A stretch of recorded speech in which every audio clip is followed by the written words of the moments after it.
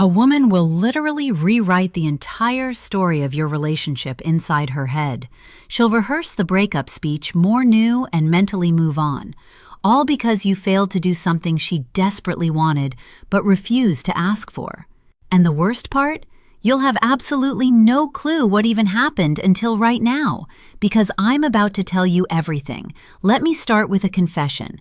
I almost didn't make this video, and not because the topic is uncomfortable. Trust me, I have zero shame. But because what I'm about to share breaks an unwritten code that women have been silently protecting for generations. Researchers at the University of Texas conducted a multi-year study on communication gaps in romantic relationships, and they found something that should genuinely alarm every man watching this.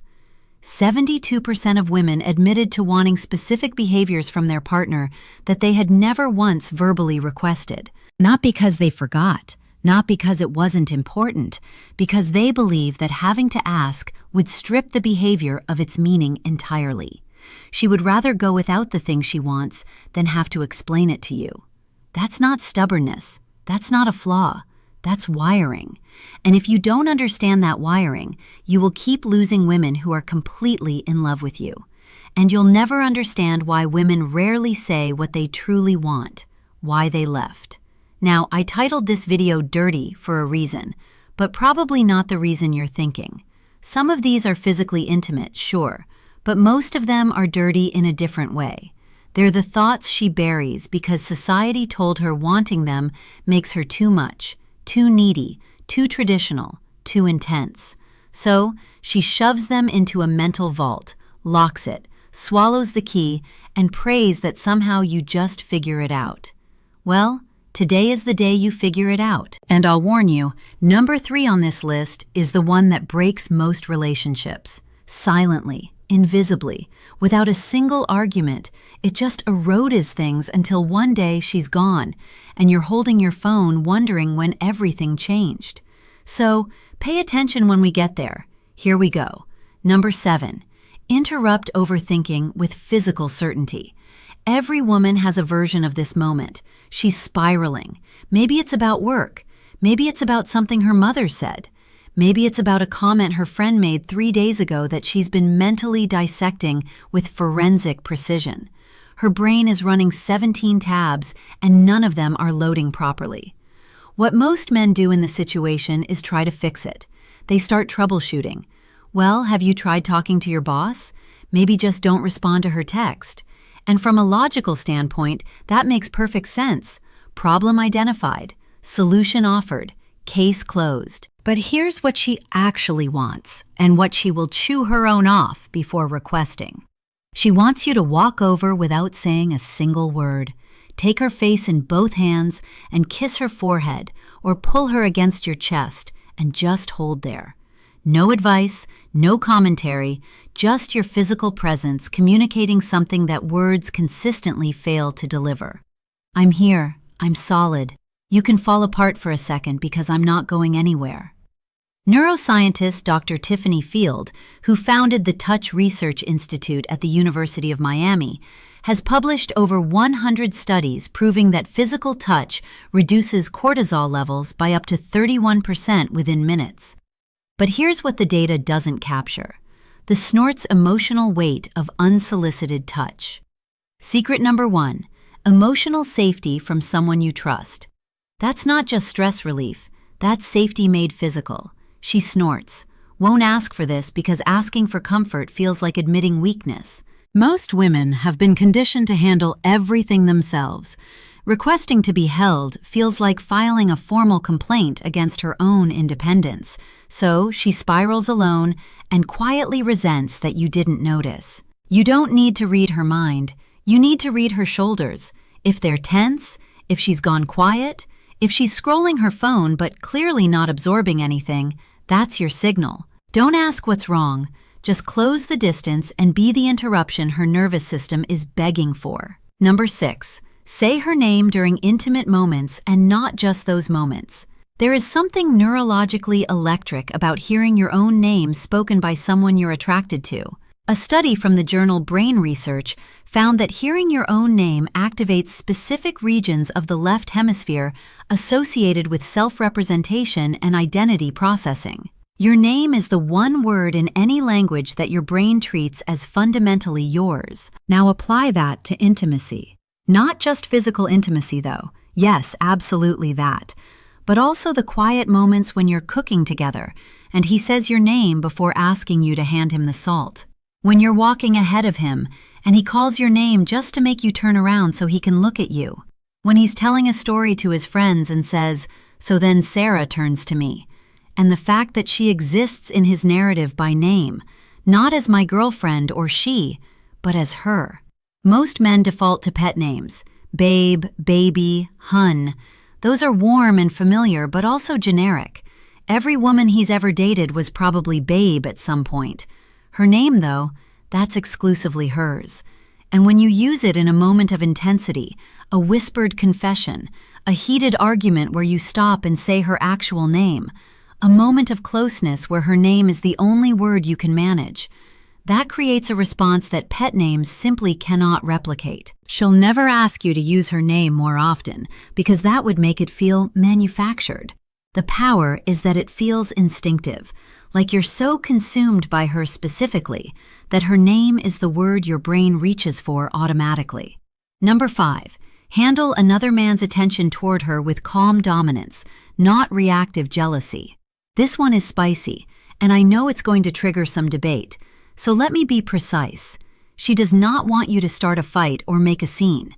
That's not attractive, that's a liability. But she also doesn't want you to be completely unbothered. If another man is clearly flirting with her and you just sit there sipping your drink with zero reaction, she registers that. And what she registers is not, "Wow, he's so secure." Secret number 2. Calm masculine confidence. What she registers is, he doesn't care enough to respond. The sweet spot is calm, measured possessiveness.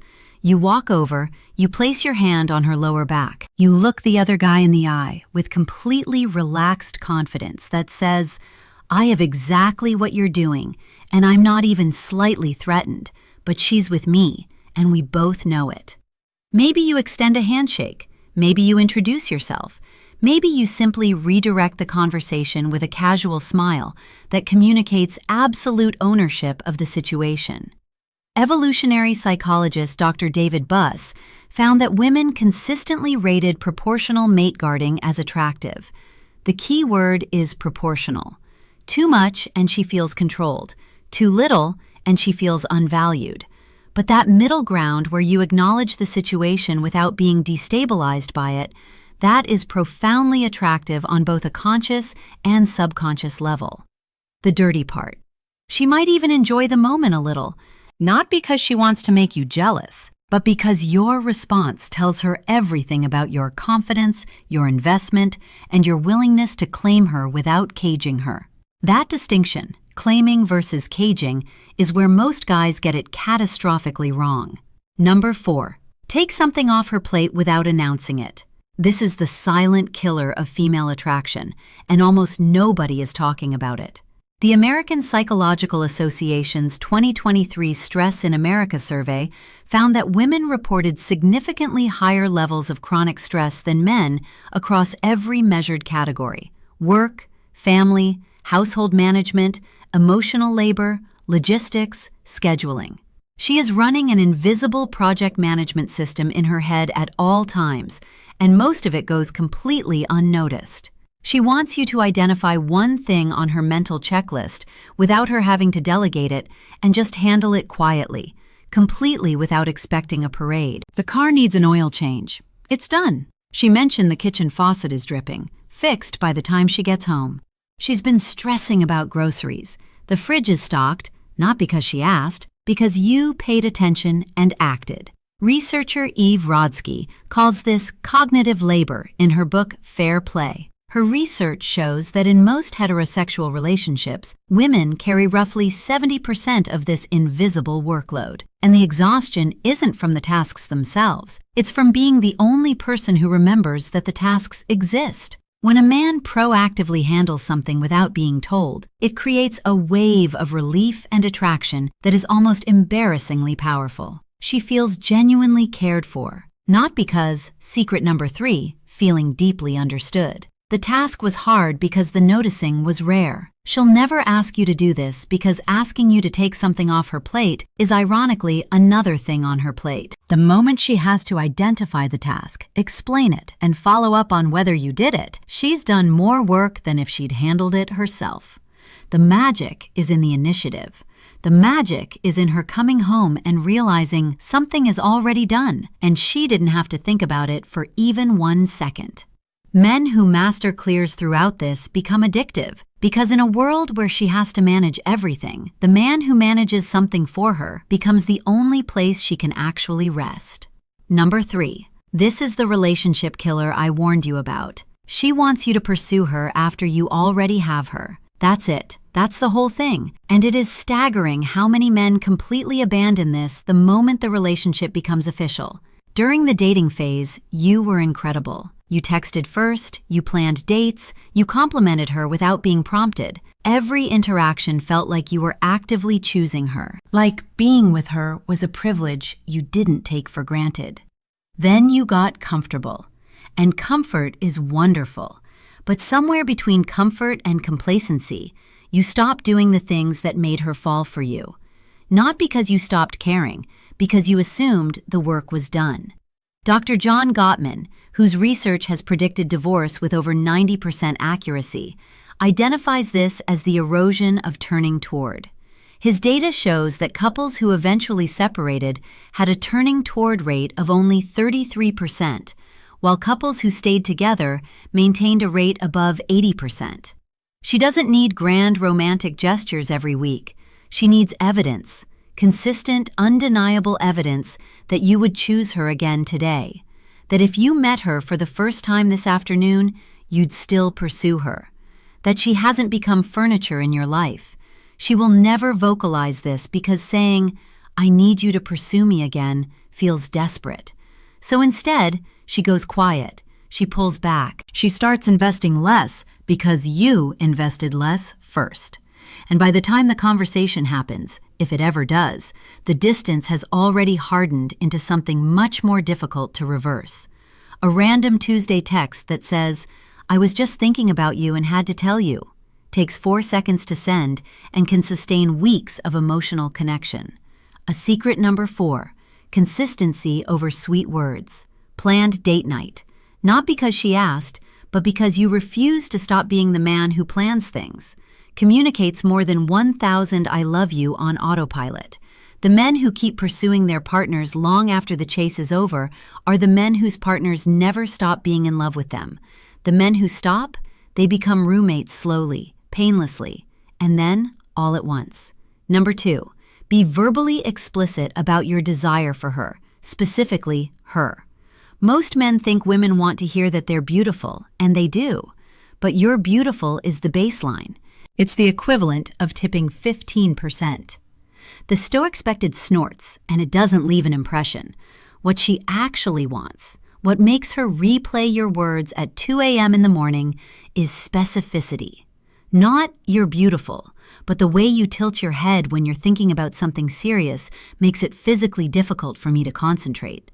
Not "I'm attracted to you," but I watched you walk across the room at that party and I forgot I was mid-conversation with someone.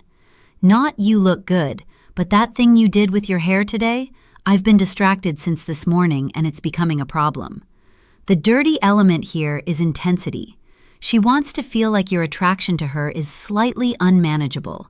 Not in a threatening way, in a way that communicates, "You have disrupted my ability to function normally, and I am not even a little bit sorry about it." That raw, almost confessional quality, where you're not delivering a compliment, but admitting to a condition. That's what makes women feel genuinely desired.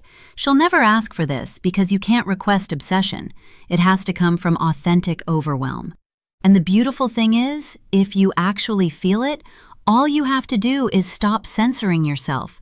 The thoughts are already there. You're just not saying them out loud. Start saying them out loud. Number 1, physically move her. I saved this for last because it's the one that makes women lose their composure fastest, and it's the one men are most hesitant to do. She wants you to physically guide her, move her, reposition her with confidence and without asking. First, hand on her waist, steering her to the other side of the sidewalk so she's not walking next to traffic. Fingers lace through hers, pulling her in a different direction because you spotted something you want to show her. Palm against her lower back, guiding her through a doorway. Hand on her thigh under the table, not groping, not performing, just present. Standing behind her, both hands on her hips, gently turning her towards something. A study published in Evolutionary Behavioral Sciences found that women rated physical assertiveness, secret number 5, purpose and ambition, defined as confident, non-aggressive physical guidance, as one of the top 5 indicators of a desirable partner. This behavior activated associations with protection, decisiveness, and physical confidence simultaneously. The psychology behind this is primal. Physical movement communicates that you are present in your body, comfortable in your strength, and confident enough to occupy space and to include her in that space. The reason this is number 1 is because it operates entirely outside of language. You can't fake this with words. You can't text it. It only exists in real time, in the electricity of physical proximity and the confidence to close that distance without hesitation. She will never say, "I wish she would just grab me and move me where you want me." But every time your hand finds her waist and redirects her, every time you pull her closer without explanation, you become the man she compares every fictional character and every passing fantasy to. And none of them win, because they're not real. And you're standing right there with your hand on her back, proving that reality is better. So now you have them, 7 things women have been silently wishing for and stubbornly refusing to verbalize since the beginning of recorded romantic history. The fact that you watch this entire video tells me you're not the kind of man who assumes he already knows everything. You're the kind who actually wants to understand. That quality alone puts you ahead of 90% of the men she's ever encountered. But knowledge without action is just trivia. I didn't make this video so you could store these as interesting facts. I made it so you could use them tonight, tomorrow, in the next quiet moment where you choose between playing it safe and doing something that actually makes her feel something. Choose the second option every time. Now, here's something that ties everything together in a way that might genuinely change your next interaction with her. While you've been sitting here learning what she secretly wants, there's an entirely separate reality playing out on her end that you're probably blind to. She's been watching YouTube. She's been evaluating, calculating, and in many cases, she's already made her decision about you. The verdict is in, and she's not sharing it. The video appearing on your screen right now is called 4 Clear Signs She's Already Chosen You, but isn't telling you. And if you don't watch it next, everything you just learned becomes only half the equation. Knowing what she wants is powerful, but recognizing when she's already decided you're the one, that's the difference between a man who's trying and who's already won without realizing it. It's right there. Go watch it now. Subscribe to Real Talk Romance for more insights on female psychology, attraction, and real relationship dynamics. Thanks for watching, and we'll see you in the next.